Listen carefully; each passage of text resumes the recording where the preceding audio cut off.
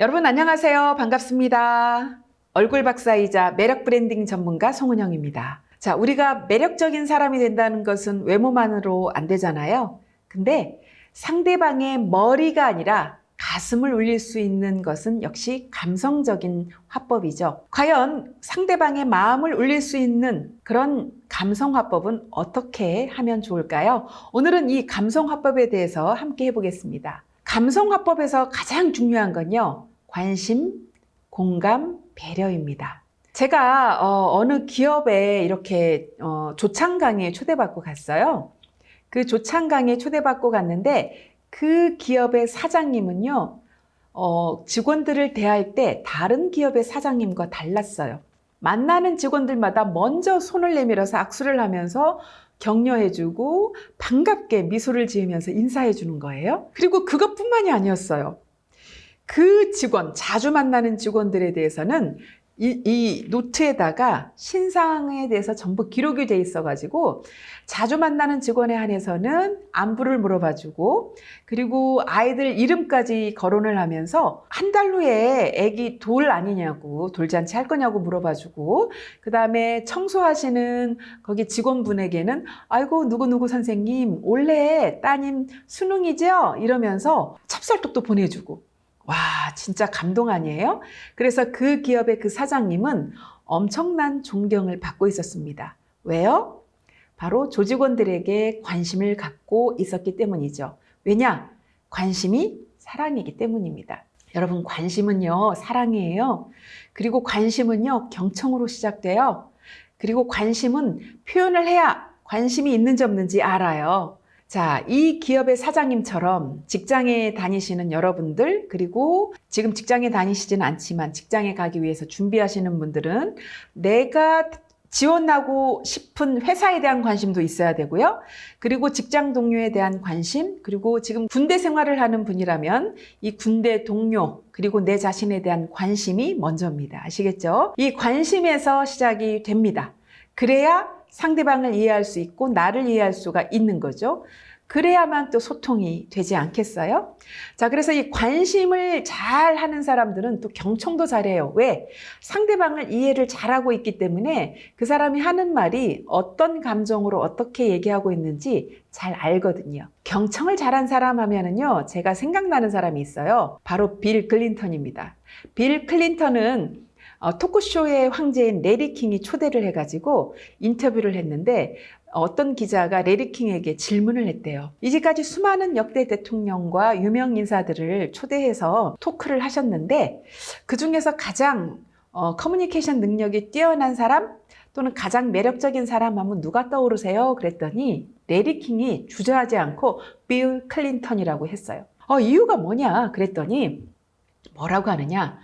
클린턴과 얘기하고 있으면 마치 이 세상에는 우리 둘밖에 없는 듯하다라고 얘기를 했어요. 그러니까 얼마나 상대방이 내 말을 잘 들어주고 호응해주고 따뜻한 눈길과 표정을 지었으면 그렇게 달콤한 소통을 했을까요? 저도 이 클린턴의 소통을 배워야겠다라는 생각으로 굉장히 저도 노력하고 있습니다.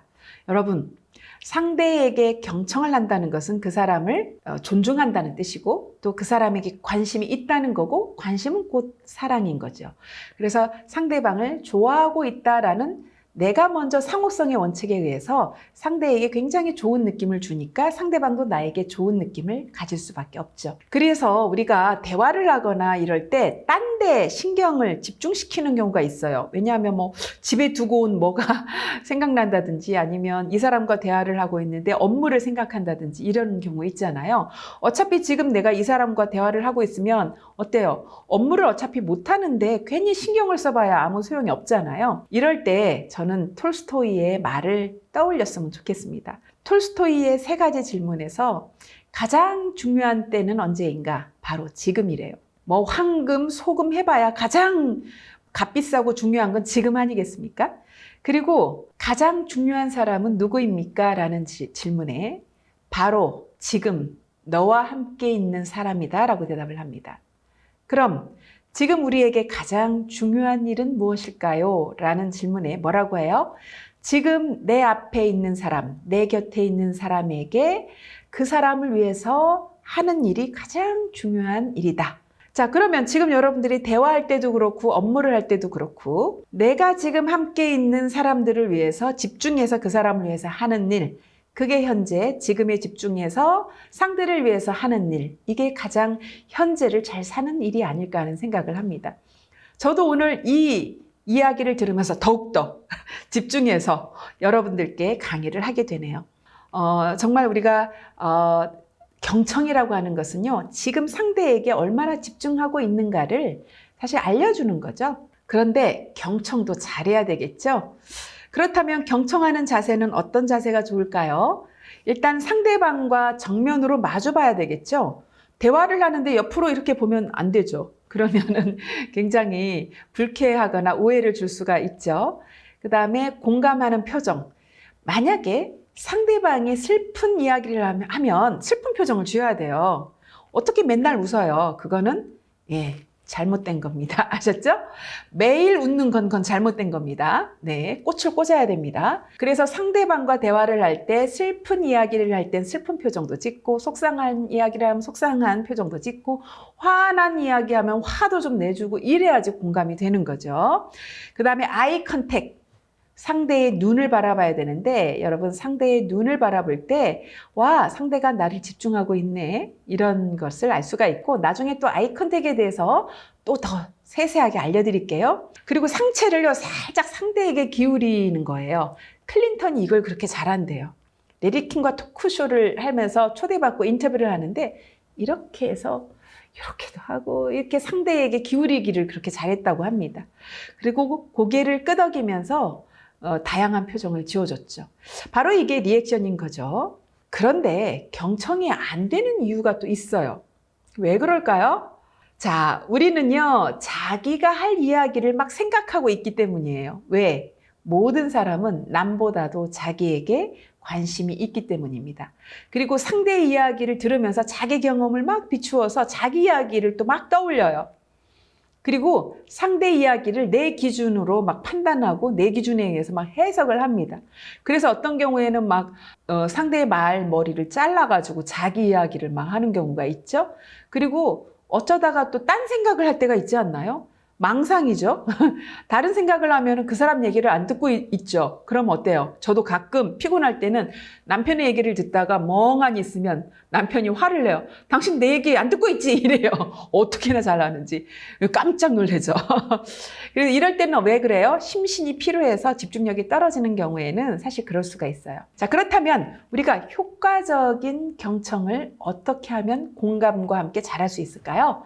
자, 효과적으로 공감하고 경청한다는 것은 맞장구를 잘 치면서 우리가 표현을 잘 해야 돼요. 그냥 가만히 듣는 것이 경청이 아닙니다. 첫 번째, 동의하면서 들어주세요. 동의하면서 들어주는 건 맞장구가 같이 따라가겠죠? 아, 네. 아, 네. 그렇군요. 네.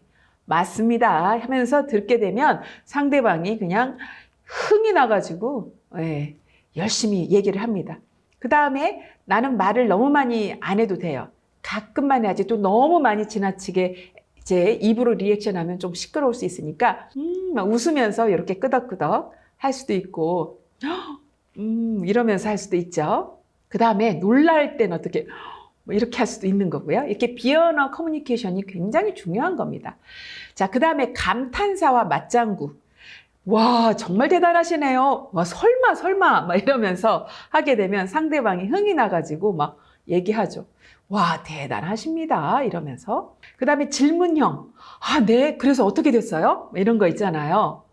그래서요? 이랬을 때 상대방이 또, 와, 이 사람 정말 나한테 되게 궁금해 하면서 관심을 갖고 잘 들어주네? 진짜 공감왕이네? 이러면서 들어주죠. 그리고 마무리할 때는 어때요? 아, 그래서 이러이러하시단 말씀이시죠?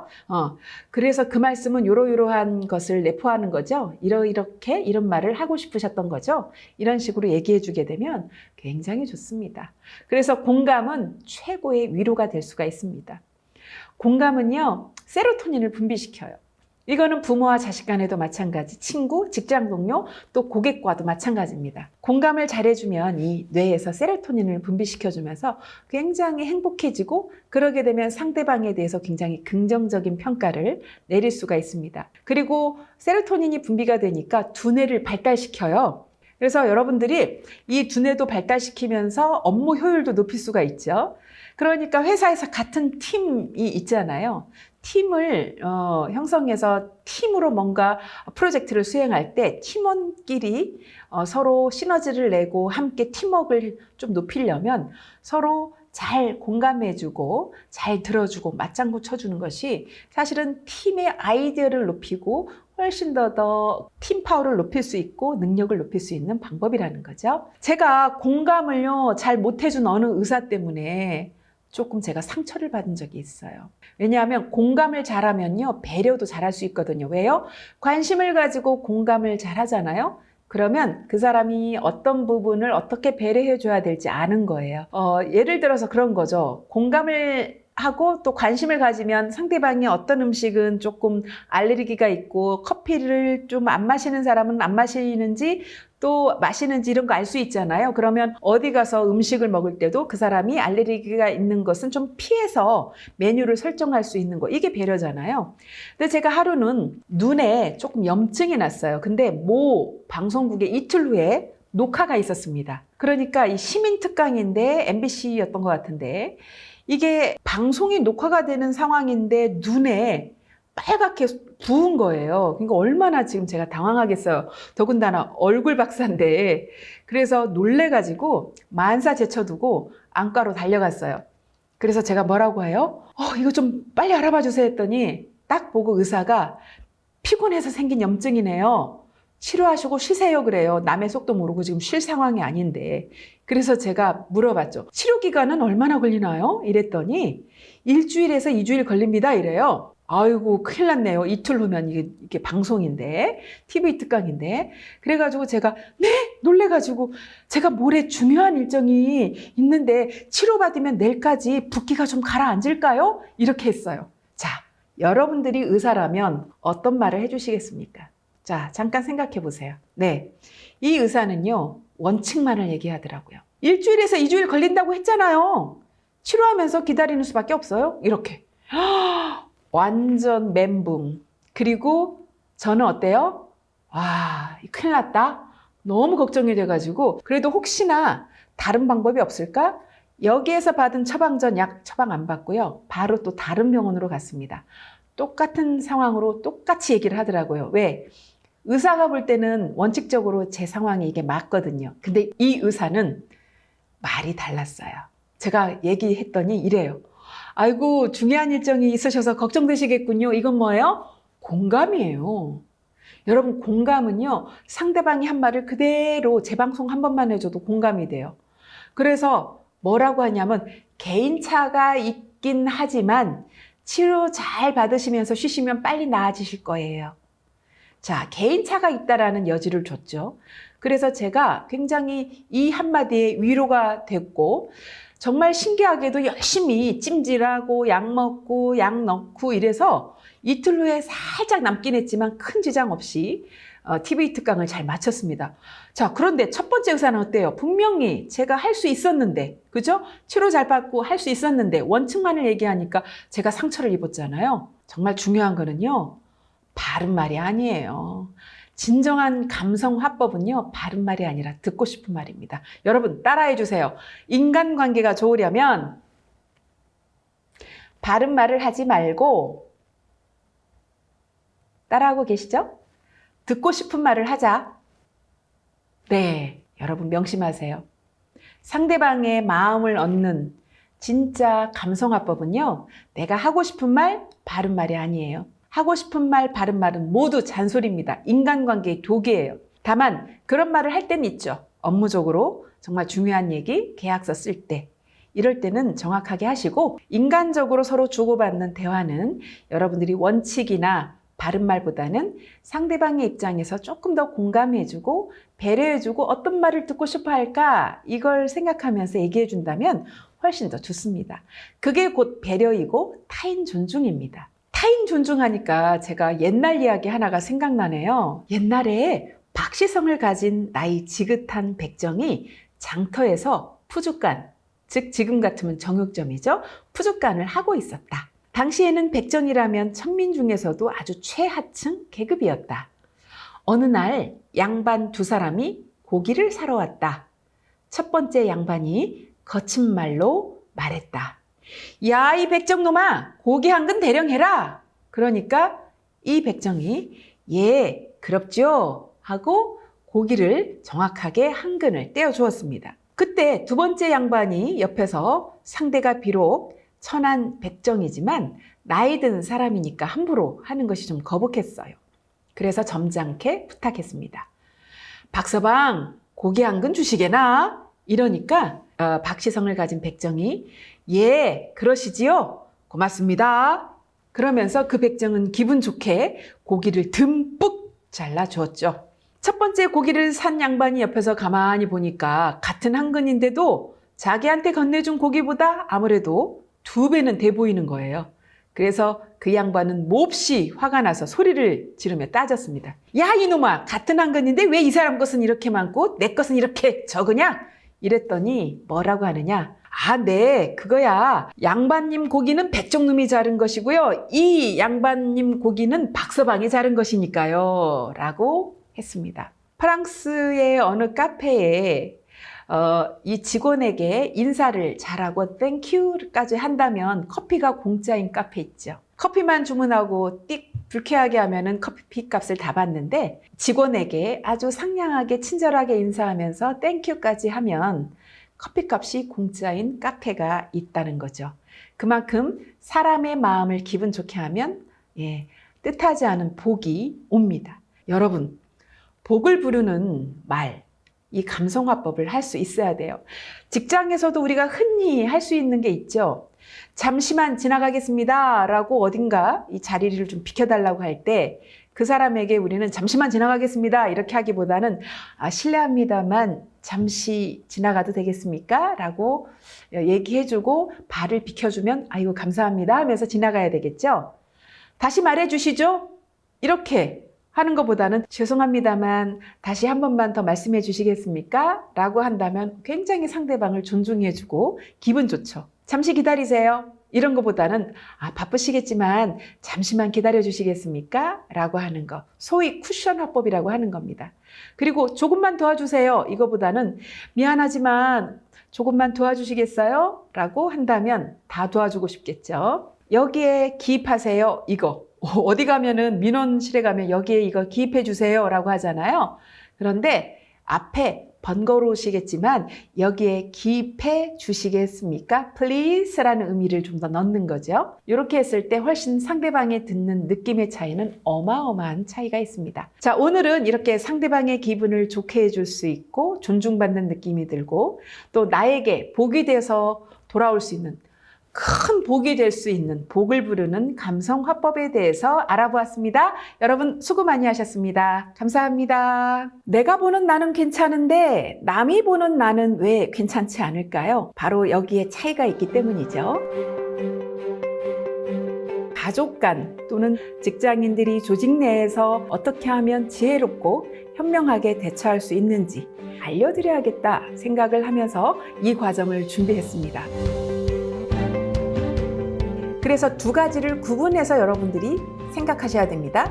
나만의 매력을 브랜딩 시키는 것은 나의 장점에 집중을 하고 대인관계에서 원만하게 좋은 관계를 유지하고 싶으시다면 여러분이 다른 사람들에게 불편함이나 또는 불쾌감을 주는 치명적인 단점이 무엇인지 그것을 발견해서 관리하는 것이 중요하다는 겁니다.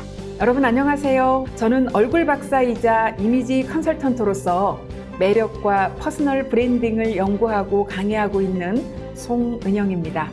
여러분들은 어떤 고민을 갖고 계신가요? 내가 생각하는 만큼 인정받지 못하시는 분들은 늘 고민에 빠져 있게 되고 남들이 보는 내가 아니라 내가 보는 나 안에서만 갇혀 있는 경우를 흔히 보게 됩니다. 이럴 때는 객관적인 자기를 만날 수 있어야 되는데요. 이럴 때 전문가의 코칭이 필요한 거죠. 또 직장인뿐만이 아니라 또 취업을 준비하는 분들에게도 도움이 될 수 있게끔 제가 준비를 했습니다.